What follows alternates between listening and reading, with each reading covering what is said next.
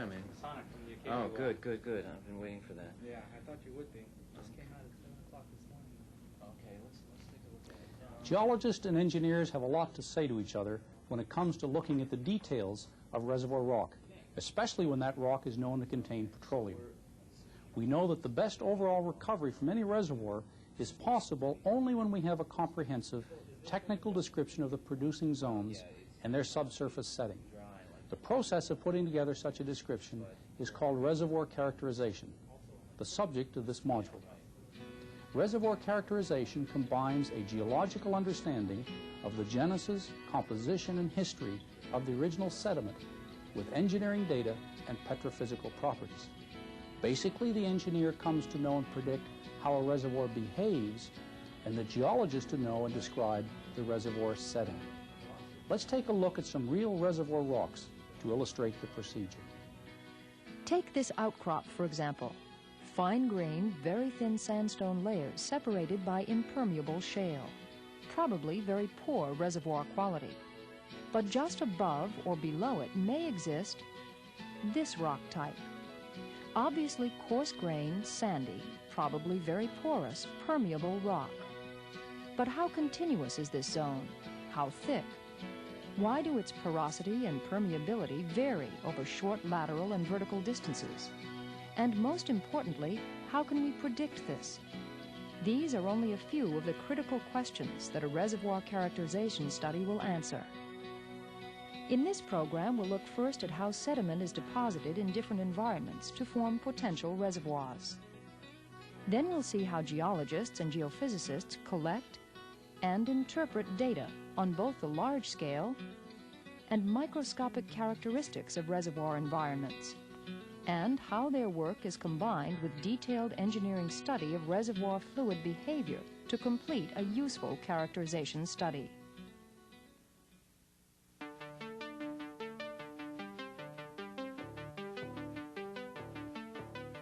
Let's begin by taking a look at reservoirs in their most primitive state, as sediment. This, of course, means going back millions of years in time. But geology provides us with a simple rule that allows us to do our time travel in the here and now. This rule tells us that by studying how and where sediment is deposited on the Earth's surface today, we will come to understand how reservoir formations were produced during the past. Geologists have identified 15 major depositional settings that have led to the formation of reservoir rocks. All of them are discussed in your manual. However, in this video production, we'll cover only 4 of the most important: braided streams, meandering rivers, deltas, and carbonate reefs. Our emphasis in looking at these is to see how deposition influences the distribution and continuity of productive intervals. In sandstones, reservoir quality most often depends on the texture of the sand grains, that is, their size, shape, and sorting. In carbonate sediments, more often than not, the determining factors are post-depositional changes that take place during the hardening of the sediment into rock, that is, during diagenesis. Geologists have found it useful to divide rock bodies into facies. These are physical divisions that can be distinguished on the basis of such features as rock type, that is, lithology, fossil content, current patterns, and geometry. As we will see, a single depositional environment may produce several different facies. Let's begin then with braided streams. These are usually high-energy river systems that move large amounts of coarse sand and gravel over a moderately inclined region, say about 3 to 10 degrees of slope. The Brahmaputra River in northeast India, which drains the vast Himalayan mountain system as shown by this satellite image, is one of the most impressive present-day examples of this environment. During periods of flooding, braided rivers carry enormous amounts of sediment, usually supplied by nearby mountain ranges. When flooding recedes, the river can no longer move its coarse load and is forced to divide into separate shallow channels that shift and migrate laterally over a broad alluvial valley. Time-lapse photography of a small braided stream from a sediment-laden glacier shows very well how this switching of channels occurs in the coarse sediment of this environment. This lateral shifting produces a continuous, sheet-like sand body up to several tens of kilometers wide and hundreds of feet thick. The high energy of the stream washes out most silt and clay. Only in abandoned channels does this finer material, which will later form local barriers to fluid flow, have an opportunity to settle out.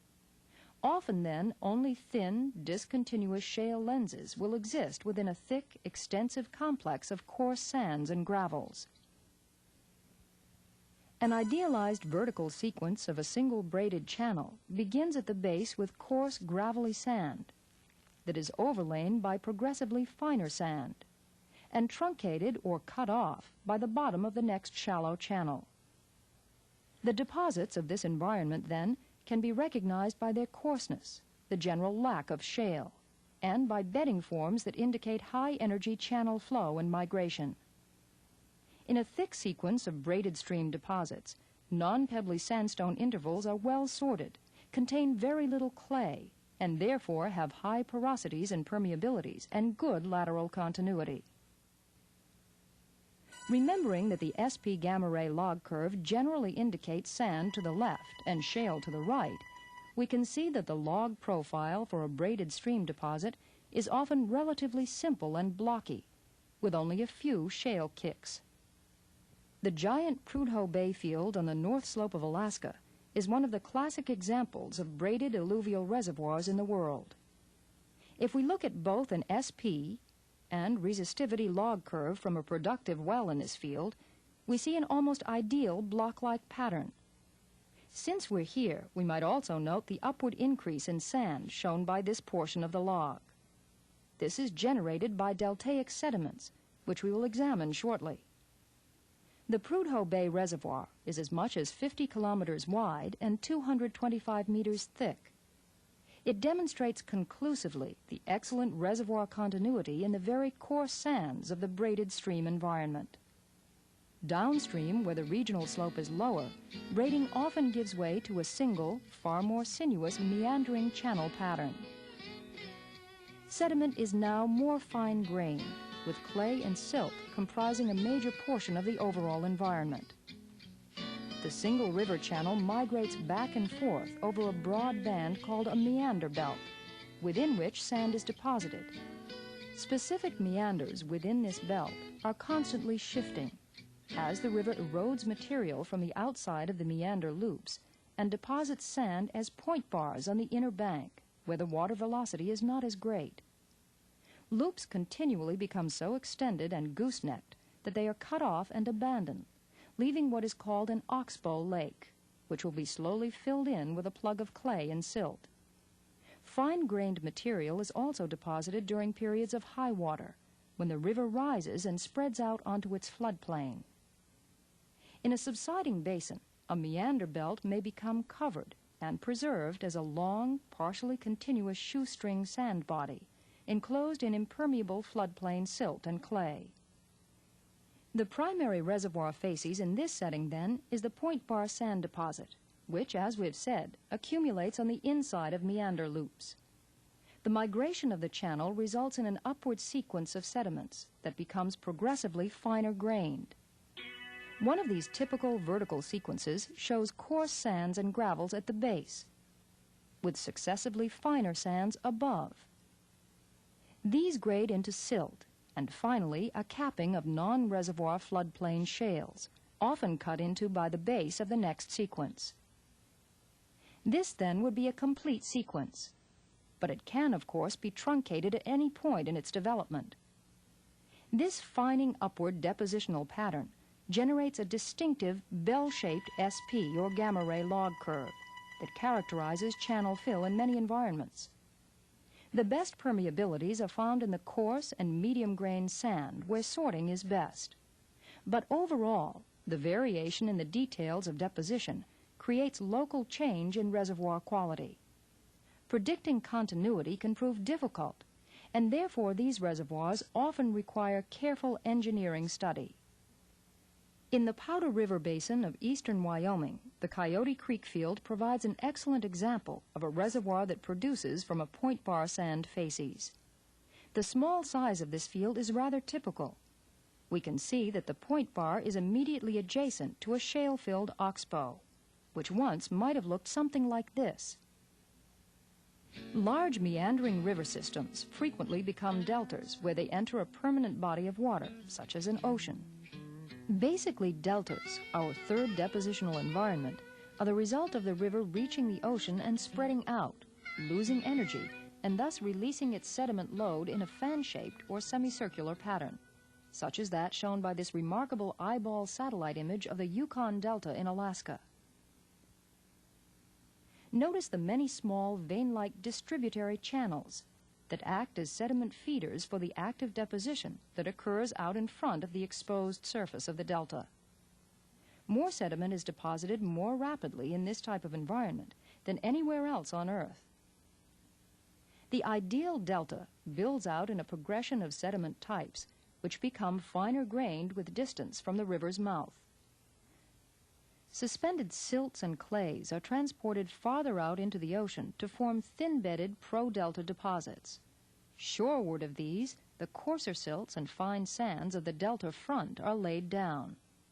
These, in turn, grade landward into the coarser sands deposited within and close to the mouths of the distributary channels, where they may then be reworked by currents to form fringing barrier bars. As the river continues to supply sediment, the delta builds out over itself, and this shoreward coarsening succession becomes a vertical, upward one. Finally, the sequence is capped by river channel sands and fine-grained interchannel silts and muds of the delta plain. This is the main portion of the delta, which exists above sea level and where deposition can be especially complex. Deltas fight a continuous struggle against wave and tidal forces which act to disperse their sediment. Their geometry and character depend on whether the river or the ocean is dominant, and on the type of sediment involved. Two main types of deltas have been described and correlated with known reservoirs.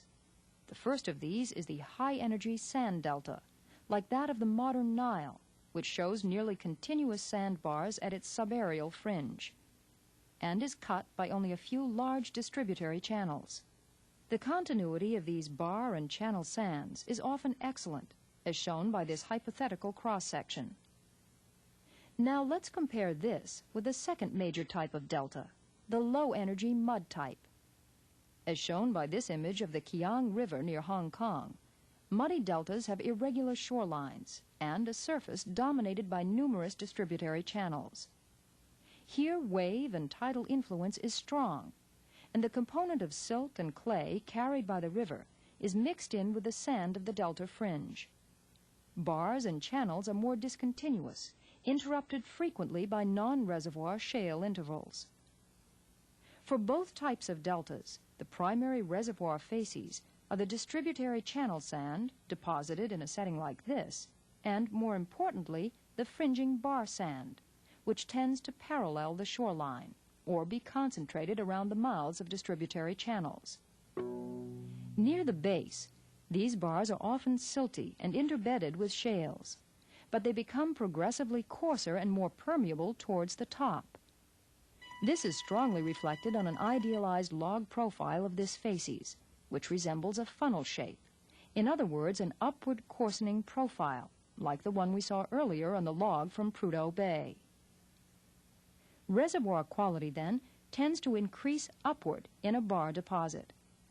Because shallow water currents sort the sand very well, continuity is excellent and often predictable. In each of our three examples of sandstone reservoir facies, it is the texture of the sand grains, their size, shape, and sorting, all determined by the processes of deposition, that are most responsible for their reservoir potential. But as we said earlier, the original pore system can be strongly altered during diagenesis, as the sediment and its chemical environment are subjected to heat and pressure conditions over long periods of time and are turned into a consolidated rock. Most diagenetic changes reduce original porosity and permeability. Let's see why.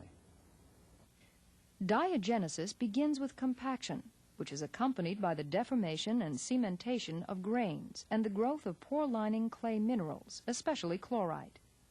With time, chemically unstable grains in the matrix dissolve and reprecipitate as new clays, thus further reducing both porosity and permeability. With greater heat and pressure, the development of secondary pore space may occur by either late-stage dissolution of material or fracturing of the already indurated brittle rock. But overall, quartz sand grains are chemically quite resistant and structurally very strong. In most cases, it is the depositional texture and clay content of sandstones that determine their reservoir potential. Not so for carbonate rocks, however, which are very reactive, both chemically and structurally. But before we look at how carbonates act after burial, let's look for a moment at how they are formed. Most carbonate sediment is not transported to, but borne in its environment of deposition, either from organisms, such as we see here, or from precipitation out of seawater. The many different combinations of physical, chemical, and now biological processes interact to create a diversity of carbonate rock types that is much greater than that of sandstones. Reefs, for example, our fourth and last depositional setting, are where the greatest variety and most rapid buildup of carbonate material occur. Reefs come in many types and many sizes, from those that rim the small volcanic islands of the Western Pacific to vast carbonate plateaus like the Great Barrier Reef off eastern Australia that stretches for over 1,800 kilometers.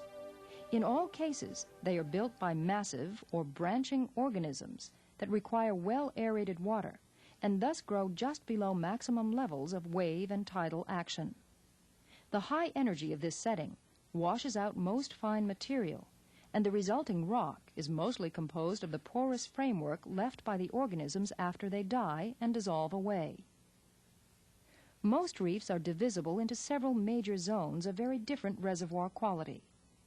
The back reef is the area behind the reef itself and is the site for mostly lime mud deposition.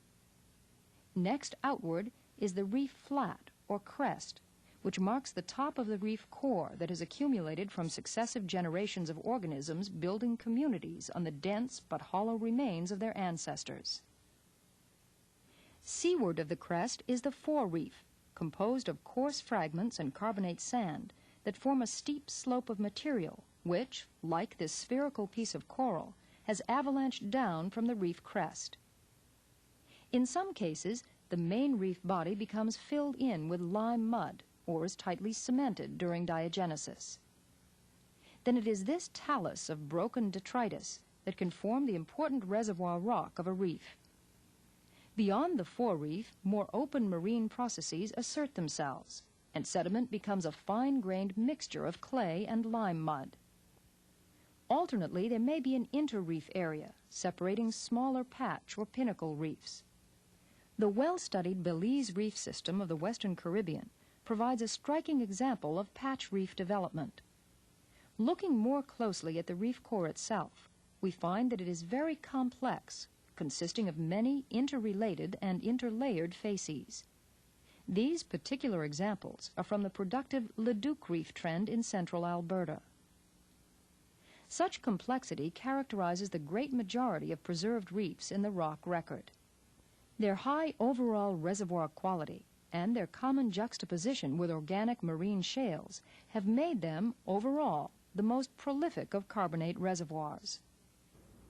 Reefs then point out the much greater complexity that exists in almost all carbonate sediments, especially when compared to sands. But this is often just the beginning, because carbonate material very frequently undergoes considerable change during diagenesis. Actually, carbonate sediment often begins to change as soon as it is deposited, and these changes continue and intensify with burial. As with sandstones, mechanical compaction reduces original porosity, crushing and recrystallizing the weak carbonate grains. At the same time, marine waters rich in dissolved material and trapped within the sediment can further destroy pore space by precipitating a dense carbonate cement. If, however, the rock is uplifted near the surface and circulated with fresh water, a substantial amount of the solid material can be dissolved out leaving what's known as vuggy, or even cavern-type porosity. A major factor controlling what happens to porosity, then, is the composition of the trapped and circulated waters. Of particular importance is the ratio of magnesium to calcium ions in these waters, and that brings us to dolomitization. The formation of dolomite from limestone is caused by the substitution of magnesium for calcium in the general carbonate lattice structure. This process involves a small reduction in rock volume, which acts to increase porosity only slightly, but can increase permeability as much as an order of magnitude or more. Furthermore, because of its tighter crystal structure, dolomite is more brittle than limestone and fractures more easily. Such fracturing, if interconnected, also increases the effective permeability tremendously.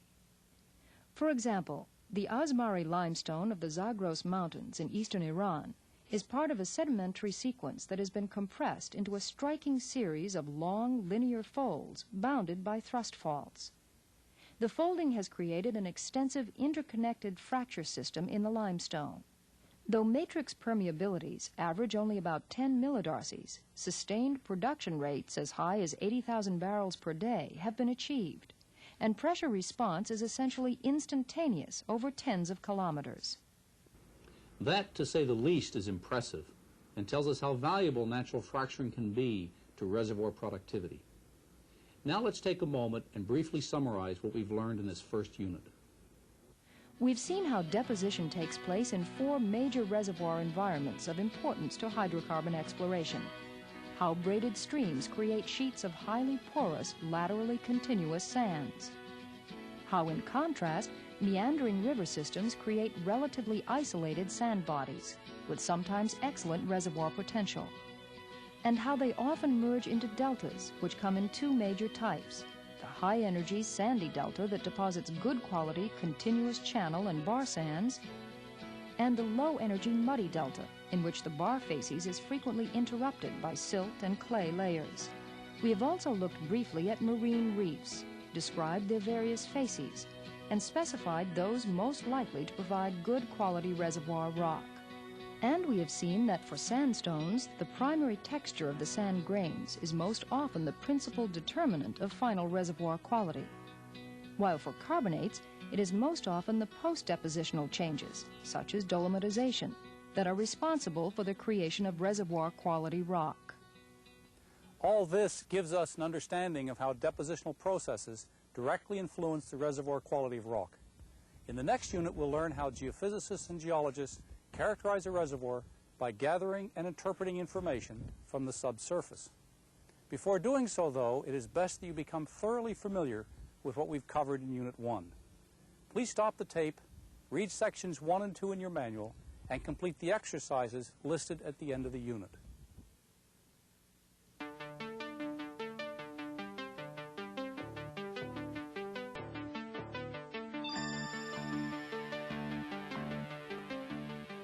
So far, we've learned the basic geology of several very important depositional environments in their ideal, that is, complete present-day state. But burial and preservation of an environment is selective, and identification can be complex. The aim of reservoir characterization, therefore, is to use the tools and techniques of subsurface geological and geophysical analysis to describe both this and this, so that we can understand and predict the geometry, continuity, and internal anatomy of a reservoir. Let's start by looking at the role that geophysics can play. For this, we turn to Nigel Anstey. Geophysics in this context means the seismic reflection method. We know the principle. We make some sort of bang, perhaps a charge of dynamite down a hole, and we listen for the echoes with these geophones. Some sort of bang, and we listen for the echoes with geophones. Then we move a short distance and do it again and again, all the way along the seismic line. Then we plot the echoes, the reflections we call them, in the form of a seismic section, which is the seismic approximation to a slice through the earth, the geologic section.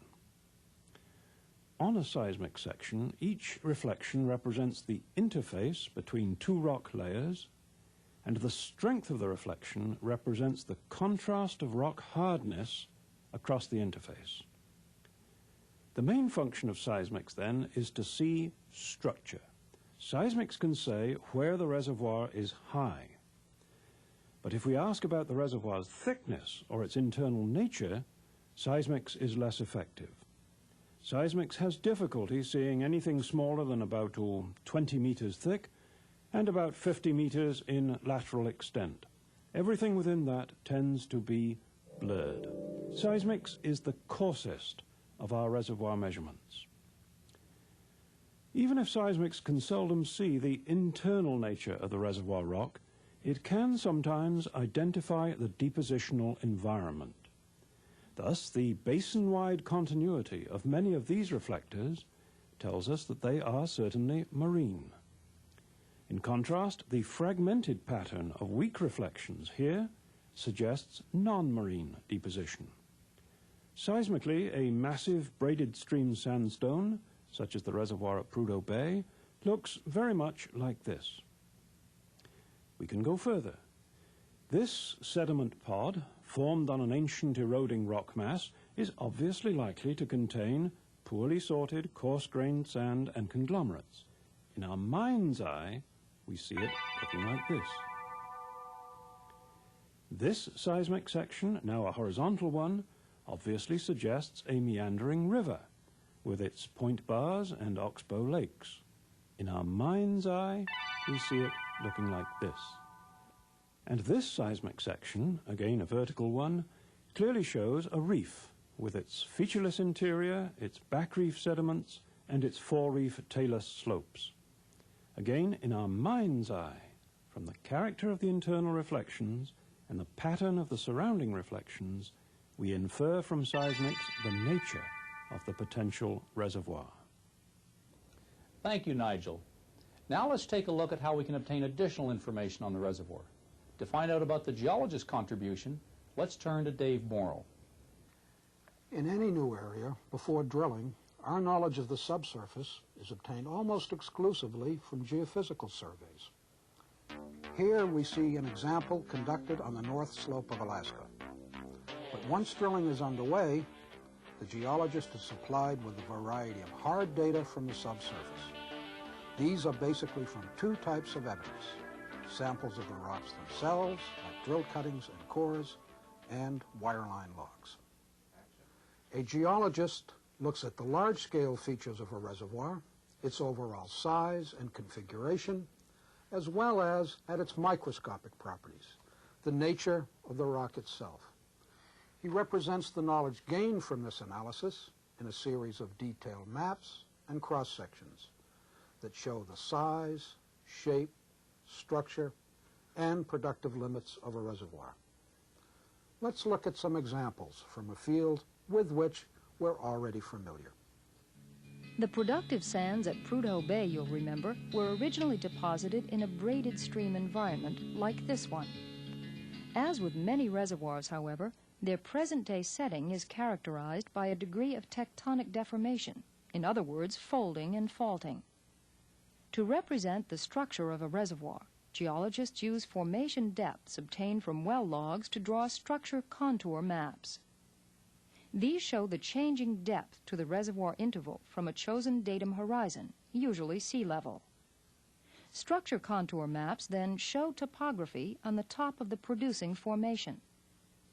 A second diagram geologists use is called a structural cross-section, which portrays a vertical slice through the earth, showing the location, thickness, and disturbance of the reservoir intervals.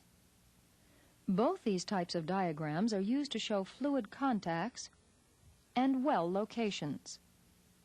And both diagrams must show the precise occurrence of faulting, which, as we know, is one of the most important discontinuities in any reservoir.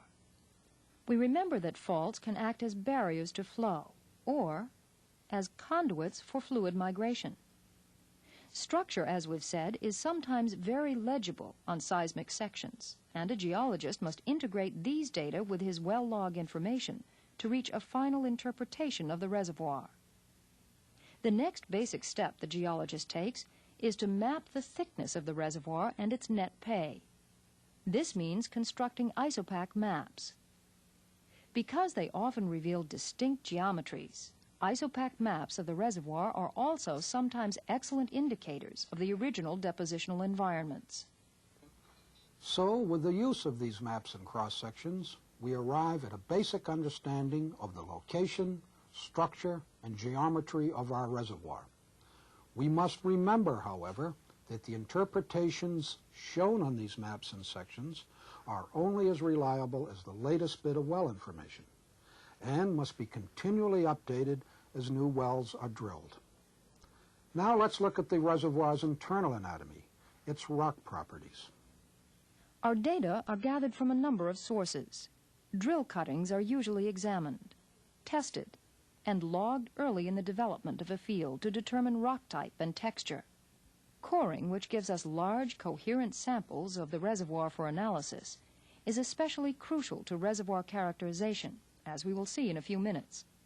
But usually, the geologist relies most heavily on data obtained from well logs.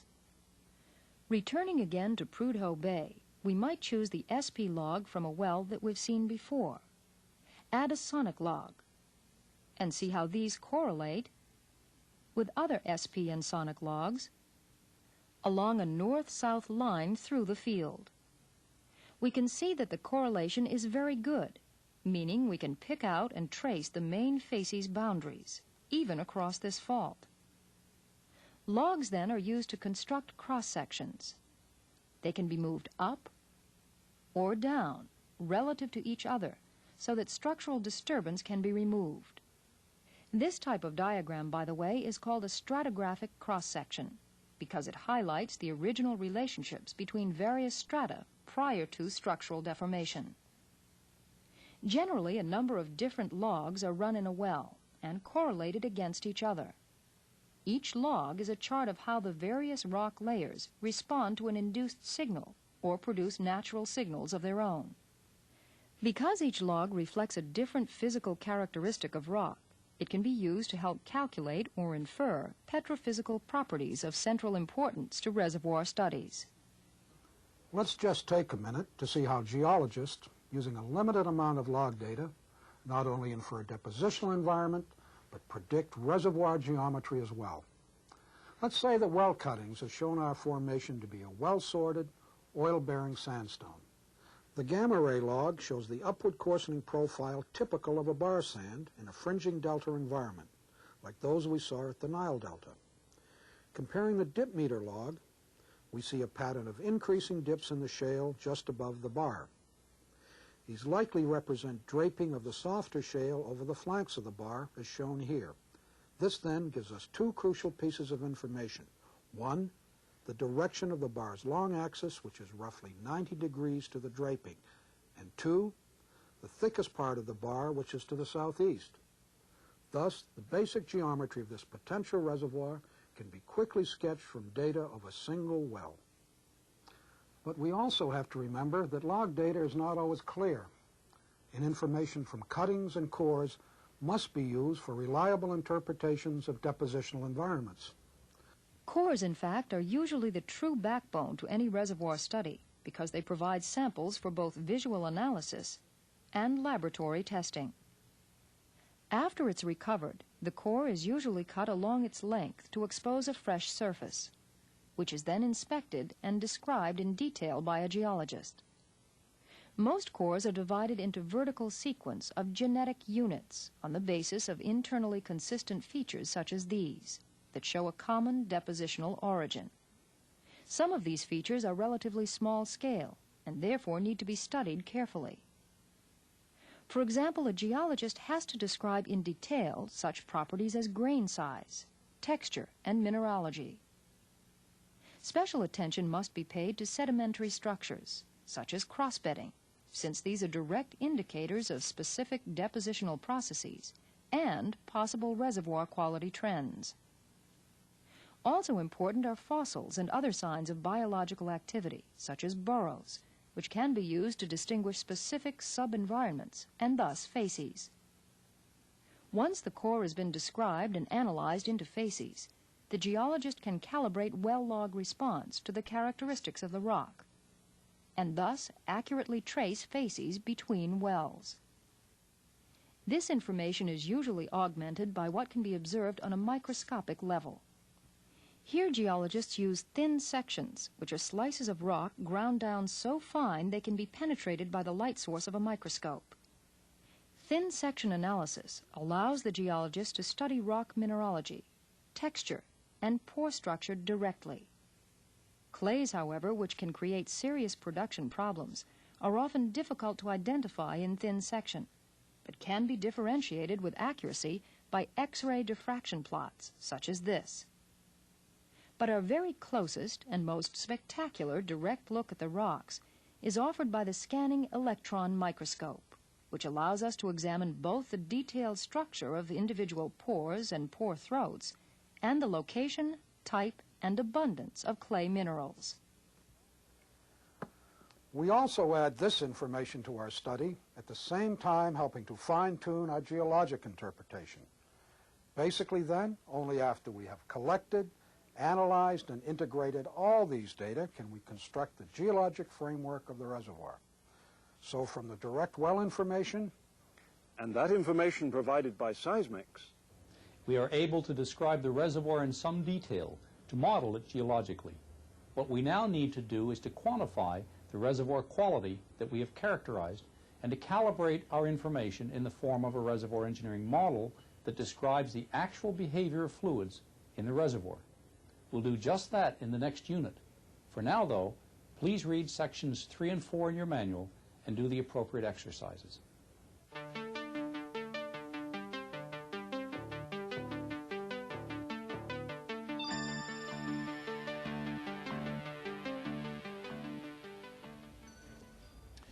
It is at this point in the characterization of our reservoir that the reservoir engineer enters the picture. Now we need good quantitative data to describe the reservoir quality trends that have been identified. As we said at the beginning, reservoir engineers are most interested in how a reservoir behaves under various development strategies. This is directly determined by such things as the distribution of pore sizes, relative permeability, and the composition, saturation, and flow characteristics of the fluids existing within the pore system. We've seen that some combination of deposition and diagenesis determines the petrophysical character of the reservoir rock.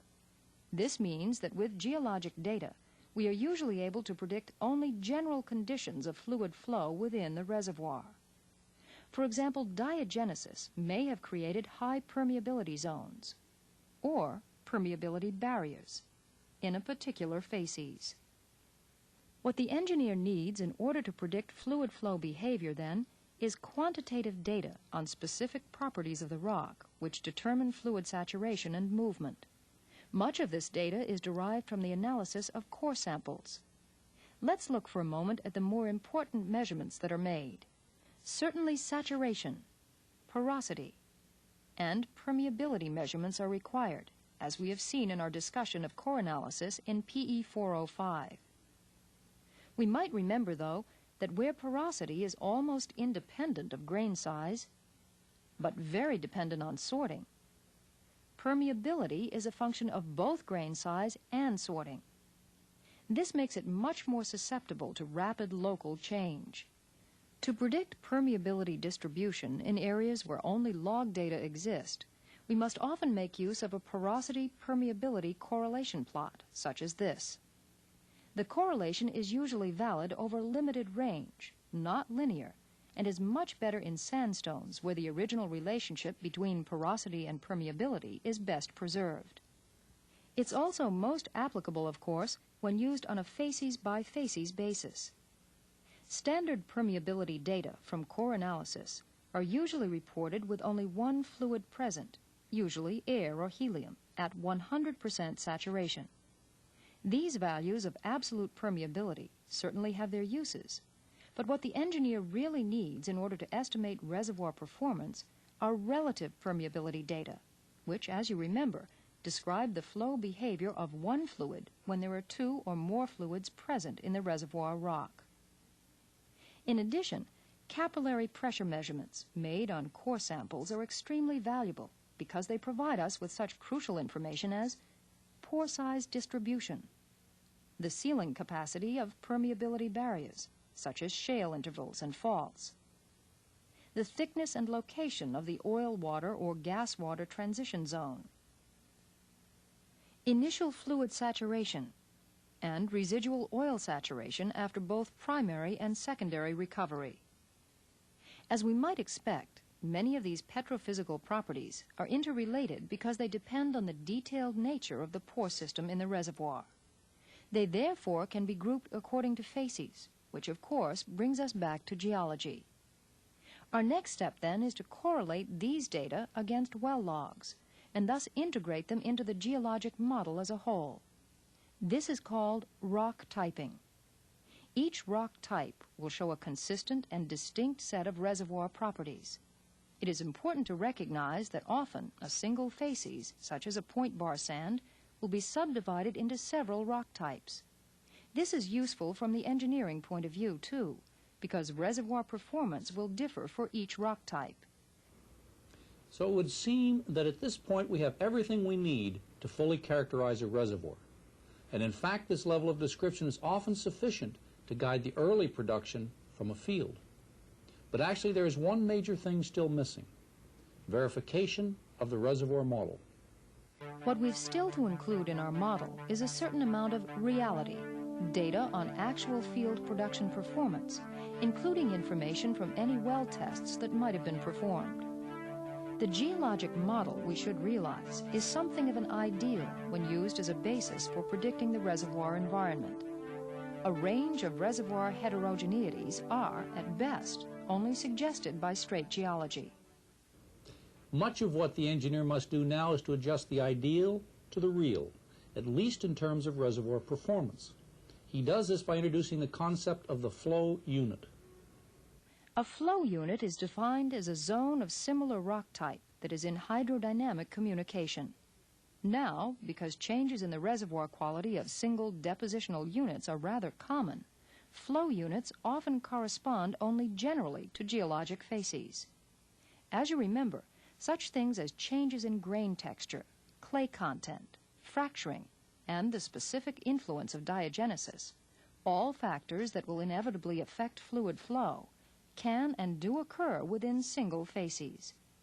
This means that our engineering model, composed of the various delineated flow units, reflects and depends on, but does not mirror, the geologic model. This particular example is from the Hartsog draw field in northeastern Wyoming.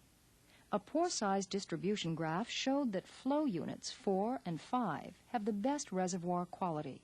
These two units are thickest along the northeastern portion of the field, which explains why the regions of highest cumulative production have been concentrated along this band. The methods for subdividing a reservoir into flow units are many, and in most cases depend upon the subjective judgment of the engineer. Each reservoir, of course, is unique and can be best subdivided by a combination of techniques. Let's mention a few of the more common ones. Our goal basically is to integrate data on field performance, well testing, and production history to derive appropriate flow units. For this we can construct simple contour maps of such things as cumulative production, producing water cut, initial flow potential of a well divided by its estimated flow capacity, reservoir pressures at various points in time. We can also make use of data on general pressure response and the vertical pressure distribution within wells. From well tests, we can get information on reservoir heterogeneities by looking at pressure transient data or at the results of tracer movement. In addition, production logging, which is normally used to diagnose problem wells, can also provide excellent data on reservoir behavior. Finally, reservoir simulation can be a crucial source of quantitative reservoir information. This approach does what its name suggests. It simulates reservoir behavior by using computers to solve the equations of flow and plot out in the form of a graph such as this the fluid movements at discrete points in time. Reservoir simulation requires for input data the initial values of porosity, permeability, and saturation from our geologic model. This means that we start with a beginning estimate of the reservoir and work our way towards reality. Our fine-tuning is done by history matching the predictions of our simulation model against data on actual field performance, and then adjusting our reservoir description until we are able to obtain a reasonable match. Until recently, engineers did this adjustment by considering the geology as fixed or constant and introducing changes to porosity or permeability. This allowed them to account for the inevitable differences between actual and predicted reservoir performance. But with recent advances in the use of computers, we are able to graphically display and therefore change and refine our geologic data. For example, we can now put on the screen a contour map of our reservoir, grid it up to highlight, and magnify a problem area. And as we see here, directly adjust the geologic interpretation. This means that geologist and engineer can now sit down together at a computer terminal and improve the reservoir characterization through interdisciplinary effort, the best of both worlds, as it were. Though in its beginning stages, this approach has obvious advantages and is rapidly becoming standard industry practice. So, with all these forms of quantitative information, we construct our model of the reservoir based on the flow unit concept. Computer simulation and history matching then help us to adjust and fine-tune our characterization of the reservoir to the point where we can use it to predict future development options. Your manual contains a number of case studies to show how the characterization process has been applied to several specific reservoirs. Take a few minutes to look at them. You'll find the various applications very interesting. Before closing, though, let's summarize the basic steps in the entire characterization process. First, we use seismic and geologic mapping to define the large-scale characteristics of our reservoir. Second, from rock samples and well logs, we determine the distribution of facies and the basic internal anatomy of our producing zones. Third, through laboratory analysis, we obtain petrophysical data on the reservoir and correlate these with geologic facies by rock typing. Fourth, we use informed judgment and the data from reservoir simulation and actual production history to divide the reservoir into flow units and fine-tune our reservoir description. What we've seen then is that reservoir characterization gives us reservoir understanding that we can use to analyze development strategies, explain production problems, and plan enhanced recovery programs. Now we know the specific ways in which geological, geophysical, and engineering studies come together to give us as complete and usable a description of our reservoir as we might need. Now it's your turn to apply what you have learned. Good luck, but before leaving, we should remind you to read sections 5 and 6 in your manual, and don't forget to work the exercises.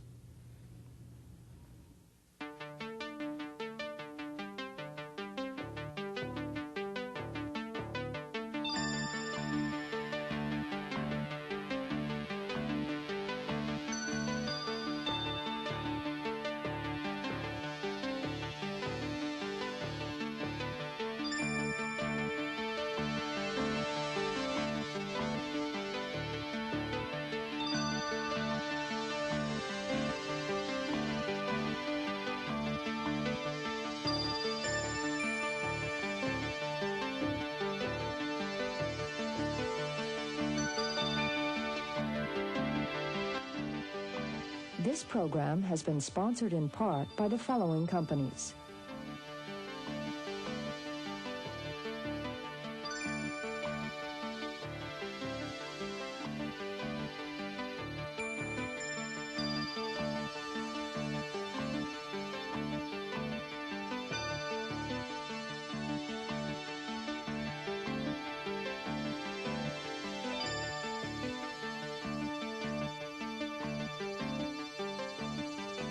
IHRDC and the above-listed companies, by their sponsorship, do not in any way guarantee or represent the accuracy of the content or methods contained herein, and the user, upon using this program, thereby agrees to hold IHRDC and the sponsors jointly and severally harmless from any and all damages, including legal expenses, which may arise out of the use of this program.